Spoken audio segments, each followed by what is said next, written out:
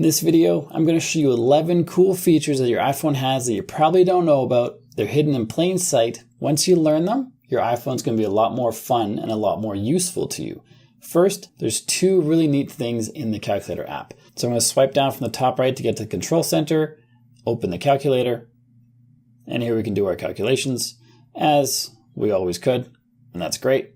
But we can also now see the history of our calculations. If you want to see past calculations, you can find them all in here. And there's a lot. This little scroll bar here shows potentially how many. As I scroll down, this moves down. There's a lot of past calculations, maybe all the past calculations I ever did on here. So that's pretty neat. We also have a basic calculator like you see here. We used to be able to turn sideways to get a scientific calculator. I believe that's still the case. Turn sideways. No, it's still the basic one. But the scientific calculator still exists, and it's hidden in this little calculator icon right here. Tap on that, tap on scientific. Now we have scientific calculation options in the vertical and in landscape mode for our phone. So that's pretty neat. We can also tap on this calculator icon and tap on convert. This is for currency conversion. We see here CAD for Canadian dollar, EUR for euro. This is a little small, so I'm going to switch the calculator back to basic so we have a little more space and we see it a little better. And we can convert currency, we can convert angle, area, data, energy, force, fuel, length, power, pressure, speed, temperature, time, volume, and weight. That's a lot of different conversion options, and each one has a bunch of different options. You want to convert a weight from kilogram to stone? There you have it. I'm going to show you another way to do conversions, which is a little bit simpler, as long as you know what you're converting exactly. This is super handy to have in the calculator for sure. But if you know specifically what you want to convert, you can tap on the little search button here, and we can do the conversion right here. So if you wanted to do 10 kilograms in, let's see, pounds, should be able to type LBS. There's the calculation right there. So if you know specifically what conversions you want to do, you can do it right there. And it's going to be the same ones as we saw in the calculator. Temperature, currency, weight, pressure, speed, all those things can be converted right here just using this search bar. Now, if we jump into the Messages app, there's some cool features in there you might not know about. Open the Messages app, open any message thread, and you can see right away, this might look a little different than your messages. There's a neat background right here. You can apply a background to any message thread now in iOS 26. To do that, open the message thread, tap on the name of your message partner, and then tap on backgrounds.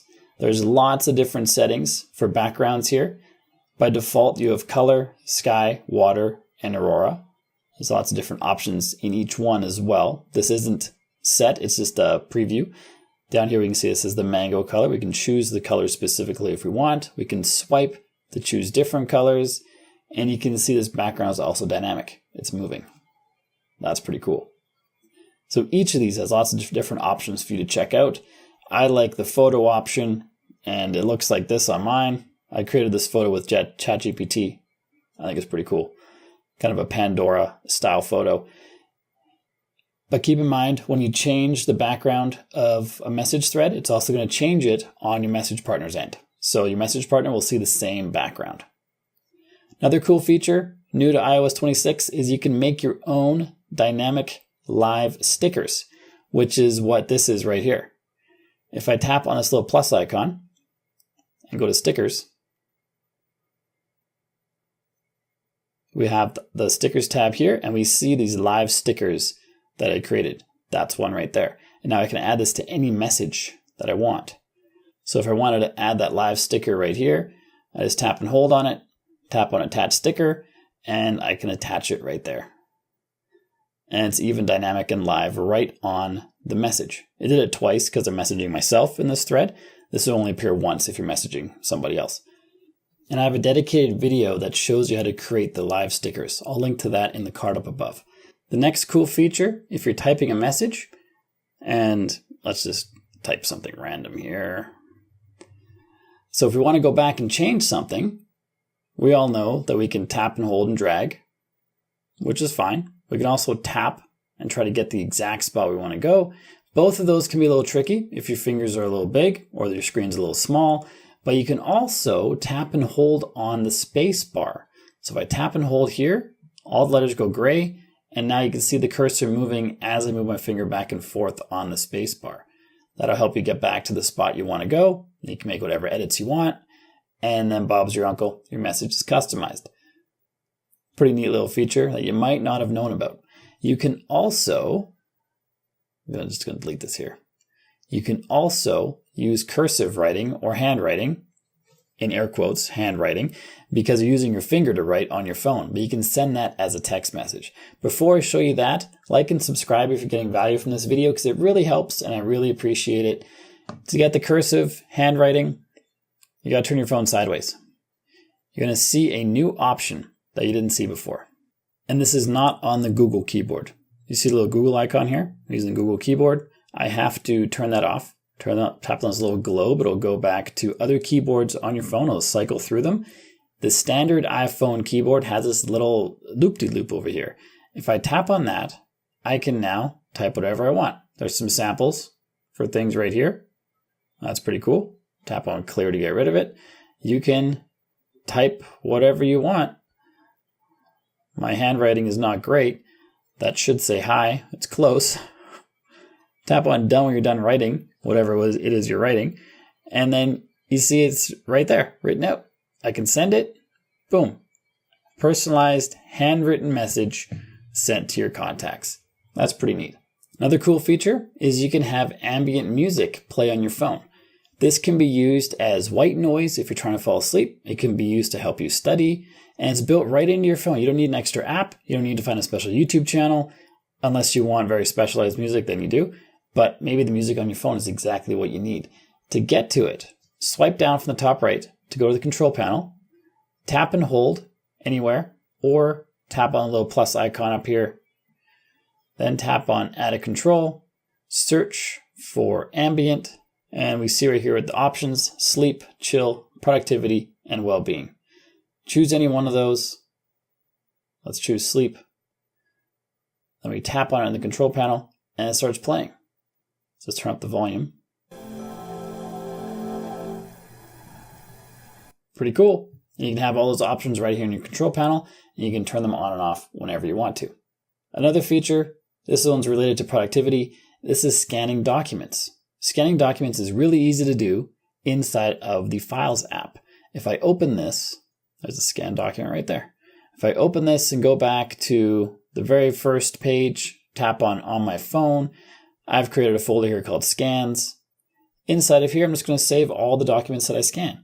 To scan a document, just tap on these three dots. Tap on Scan Documents.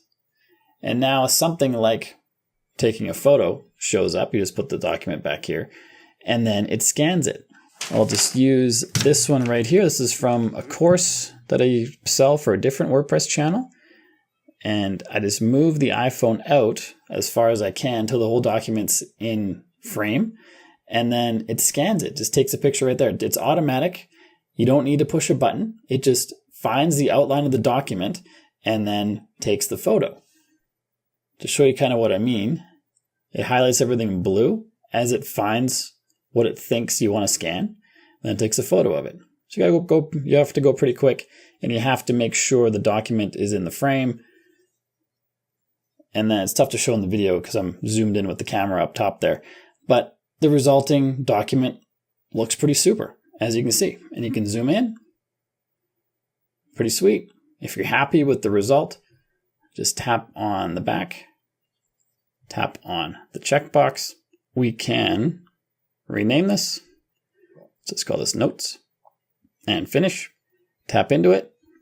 Because we took 3 photos in that set, it is a 3-document PDF. So if I scroll through here, we see all 3 documents. We see the number here changing to 3 of 3, 2 of 3, 1 of 3. If I tap on this, we can see each page as well. They're all the same in my case, so it looks a little silly, but you can create multi-page scans really easily. and they're saved as PDF documents. If I push or tap this down arrow, let's try that again. It shows here PDF document that you can easily share with anybody what you want using the standard sharing options on your phone. And as if that feature wasn't cool enough, there are two more. The first one is hiding ads or other things on websites that you don't want to see. So if I go to a website, for example, NHL.com, and there might be ads here. There might not be. There's an ad right there. If I don't want to see this ad, I can just tap on this icon in the top left. And then I can tap on hide distracting items. And now it's going to let me tap on things. It says up here, select an item. So I'm going to select this. And it shows an outline of what it's selecting. Then I'm going to tap on hide. That is now gone. Is this an ad? No, it's not an ad, just an old photo. But even if I don't want to see that old photo, or I don't want to see certain elements of a website, I can hide those as well. Maybe I don't want to see these suggested options down here. I tap on them, hide. Tap, hide. Okay, this ad, let's hide that. The footer, I don't like to see the footer. Let's hide the footer. You can hide any element you want on a website. Then tap on this check mark when you're done. We have a little eyeball with a line through it. If I refresh the page, those items that we hid are still hidden. If I go down to the very bottom, there's no more footer. This ad was here because there was an ad that we didn't hide. But all the other ad slots, those are hidden. The footer's gone, as you see. So this will persist throughout this whole website. You can also turn this off if you want to have those things come back. Tap on show hidden items, tap on show again, and we see they're back. So that's a pretty neat feature to make your browsing experience a little cleaner. And that brings us to the last feature, which is super handy if you have visitors to your house, you want to share your Wi-Fi password. Instead of looking up your password manually and trying to type it out in their device, you can create a QR code, or your phone will create it for you, really simply. To do this, just open the Passwords app. If you didn't know you had a Passwords app, you do. Tap on it to open it. You got to unlock it with Face ID. And we see a bunch of different options here, including one called Wi-Fi. Tap on that, find your Wi-Fi network and open it. And here we see show network QR code. Tap on that and it shows a QR code for the password for your network and all the data a phone would need to connect to it. All they do is scan the QR code with their phone. This works for iPhones, iPads, Android phones. That's probably about it. Probably Android tablets too. But it's super simple. You could even print this out and just have it posted somewhere in your house. Put it in your kitchen, wherever you want, and just have that there. You can also share it with people. Tap on the share button, and you have all your standard share options. So you can send that QR code to whoever you want to give access to. And if you enjoyed these 11 features, you're going to love this video here, which shows you how to empty all the trash bins on your phone.